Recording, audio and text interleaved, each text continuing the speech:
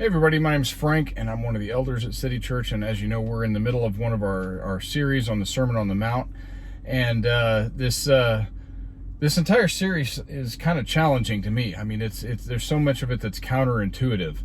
Blessed are the poor is how he opens up, and I don't know many people who feel poor who also feel blessed. And then again this week, even more so, blessed are you when others revile you and persecute you and utter all kinds of evil against you falsely on my account. Rejoice and be glad. Really? When others revile me, falsely or not, but especially if they're lying, I don't feel, hashtag blessed. I don't feel like rejoicing and being glad. So Ryan's sermons the past couple weeks have been really convicting. According to the internet, and of course everything on the internet is true, Winston Churchill once said, "You have enemies. Good. That means you stood up for something sometime in your life." It's one of those famous internet quotes that Churchill probably never actually said, but it's a good one. Because if we look like Jesus, if we do the things that Jesus did, we can expect to be reviled, hated, lied about, just like he was.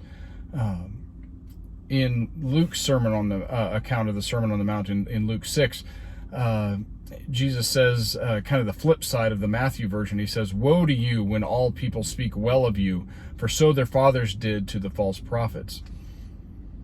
Pastor Ryan pointed out to us on Sunday that persecution, when we get some pushback like that, that really proves to us what we actually believe.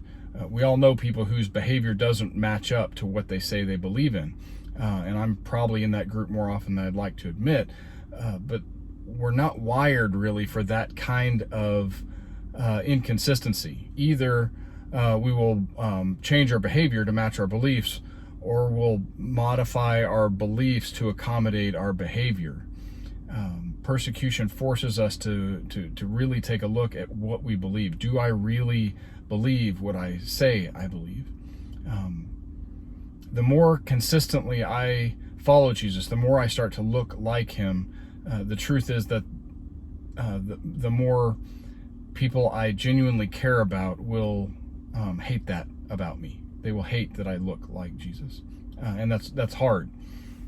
When that happens, I've got two options.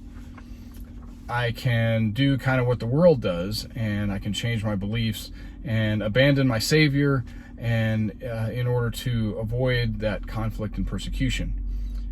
Or I can see that persecution in light of God's plan. And in Matthew 5:12, Jesus turns our eyes to the future. He says to take that second view and view this through the lens of God's plan. In the end, God wins, and we will look back over all of history and we'll see that it's all been pointing to his victory. His truth and love will one day finally conquer all darkness and death and suffering and hurt and sin. And so I don't need to win the argument today. I don't need to be vindicated right now. I simply need to follow Jesus as closely as I can. I need to try to look as much like him as I can. And even if there's pushback, even if there's blowback, even if there's hurt and pain that goes along with that, I can let God's story play out. But when it's hard, like Ryan pointed us to Paul's words in 2 Corinthians 4, and they're really encouraging when we do get that kind of, when people say those hurtful things about us. So we do not lose heart. Though our outer self is wasting away, our inner self is being renewed day by day. For this light, momentary affliction is preparing for us an eternal weight of glory beyond all comparison.